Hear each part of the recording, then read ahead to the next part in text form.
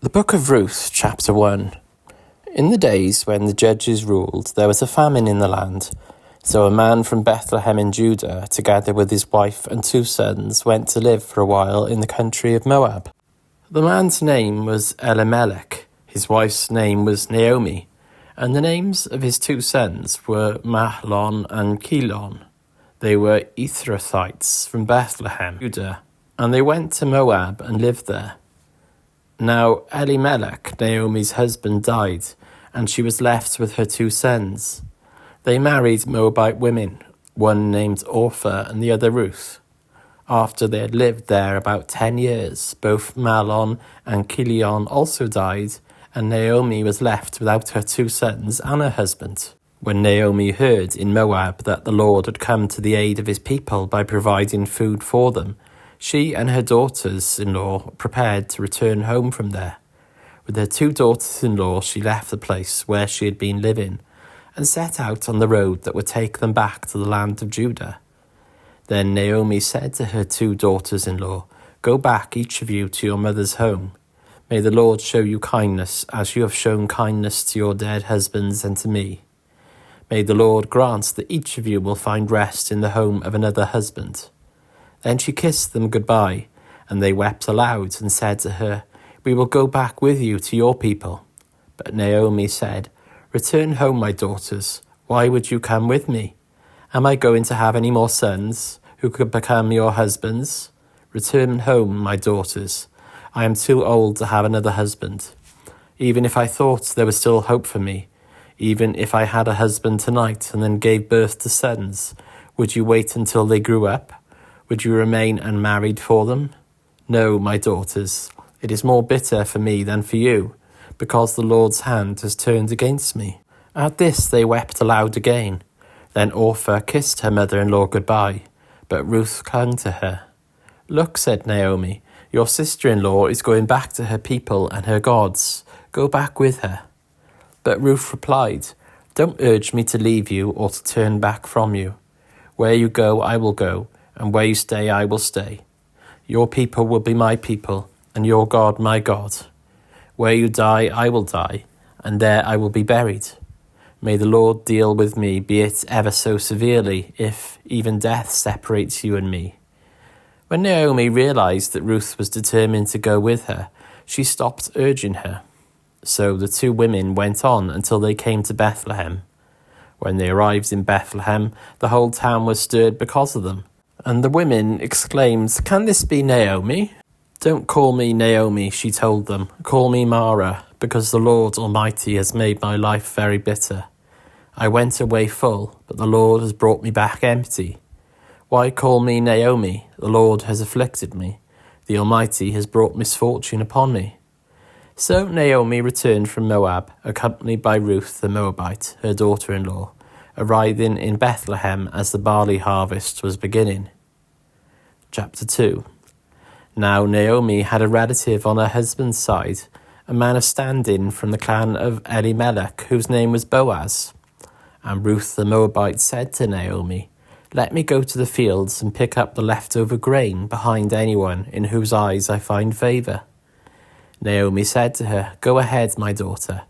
So she went out, entered a field, and began to glean behind the harvesters.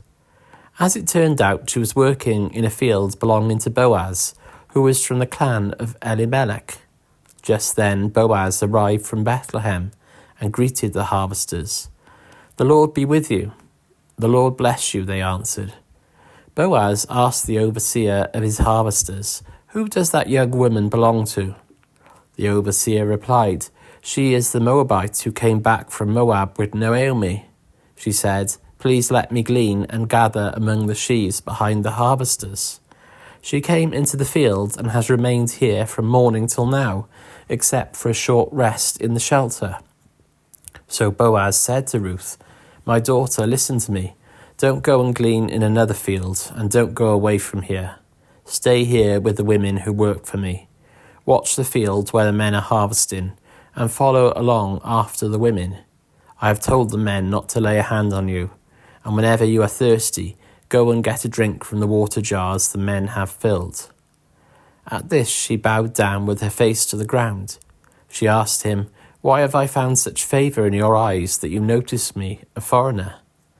Boaz replied, "I've been told all about what you have done for your mother-in-law since the death of your husband, how you left your father and mother and your homeland and came to live with a people that you did not know before.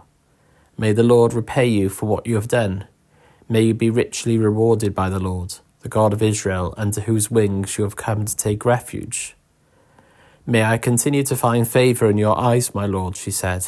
"You have put me at ease by speaking kindly to your servant, though I do not have the standing of one of your servants." At mealtime, Boaz said to her, "Come over here, have some bread and dip it in the wine vinegar." When she sat down with the harvesters, he offered her some roasted grain. She ate all she wanted and had some left over. As she got up to glean, Boaz gave orders to his men, "Let her gather among the sheaves, and don't reprimand her. Even pull out some stalks for her from the bundles and leave them for her to pick up, and don't rebuke her." So Ruth gleaned in the fields until evening. Then she threshed the barley she had gathered, and it amounted to about an ephah. She carried it back to town, and her mother-in-law saw how much she had gathered. Ruth also brought out and gave her what she had left over after she had eaten enough.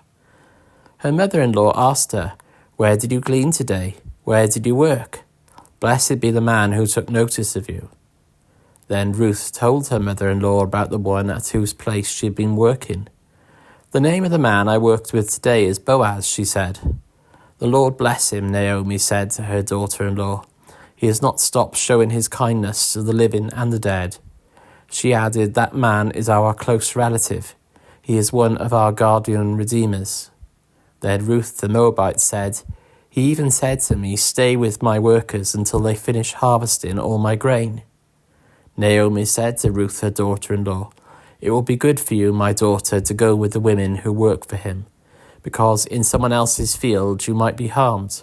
So Ruth stayed close to the women of Boaz to glean until the barley and wheat harvests were finished, and she lived with her mother-in-law. Chapter 3.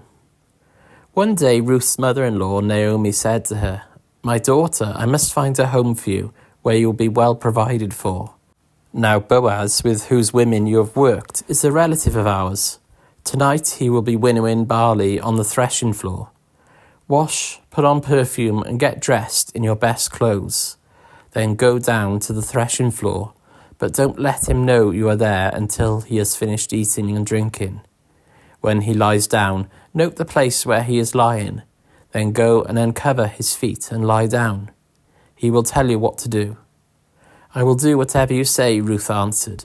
So she went down to the threshing floor and did everything her mother-in-law told her to do. When Boaz had finished eating and drinking and was in good spirits, he went over to lie down at the far end of the grain pile.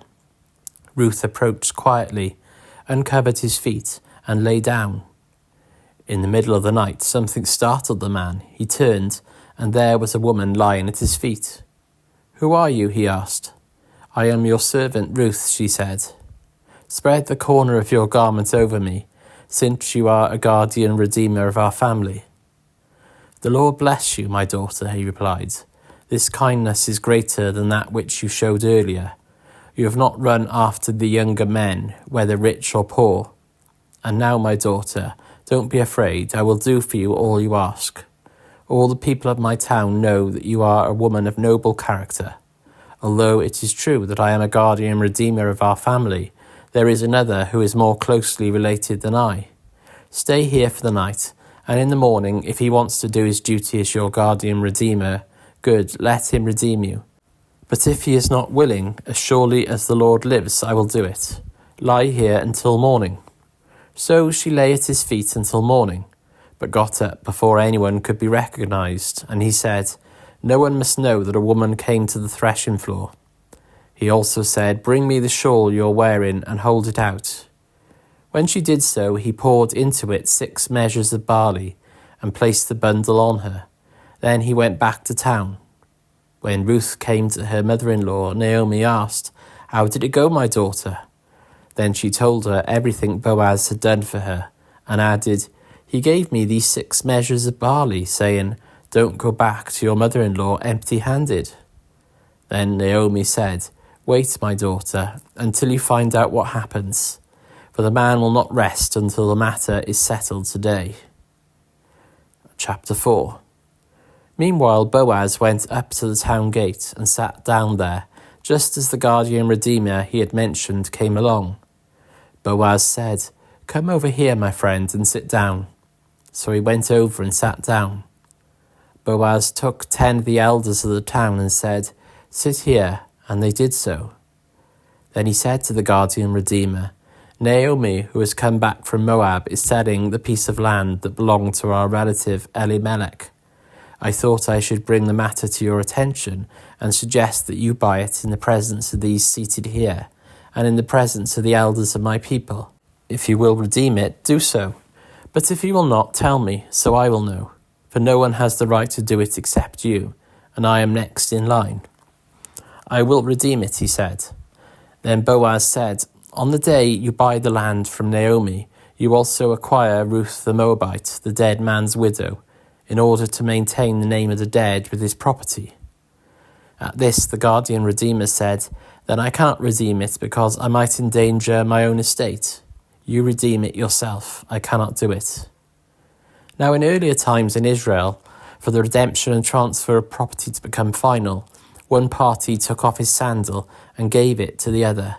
This was the method of legalizing transactions in Israel. So the guardian redeemer said to Boaz, "Buy it yourself," and he removed his sandal. Then Boaz announced to the elders and all the people, "Today you are witnesses that I have bought from Naomi all the property of Elimelech, Kilion and Mahlon. I have also acquired Ruth the Moabite, Mahlon's widow, as my wife, in order to maintain the name of the dead with his property, so that his name will not disappear from among his family or from his hometown. Today you are witnesses." Then the elders and all the people at the gate said, "We are witnesses. May the Lord make the woman who is coming into your home like Rachel and Leah, who together built up the family of Israel. May you have standing in Ephraim and be famous in Bethlehem. Through the offspring the Lord gives you by this young woman, may your family be like that of Perez, whom Tamar bore to Judah." So Boaz took Ruth, and she became his wife. When he made love to her, the Lord enabled her to conceive, and she gave birth to a son. The women said to Naomi, "Praise be to the Lord, who this day has not left you without a guardian redeemer. May he become famous throughout Israel. He will renew your life and sustain you in your old age. For your daughter-in-law, who loves you and who is better to you than 7 sons, has given him birth." Then Naomi took the child in her arms and cared for him. The women living there said, "Naomi has a son," and they named him Obed. He was the father of Jesse, the father of David. This then is the family line of Perez. Perez was the father of Hezron, Hezron the father of Ram, Ram the father of Amminadab, Amminadab the father of Nahshon, Nahshon the father of Salmon, Salmon the father of Boaz, Boaz the father of Obed, Obed the father of Jesse, and Jesse the father of David.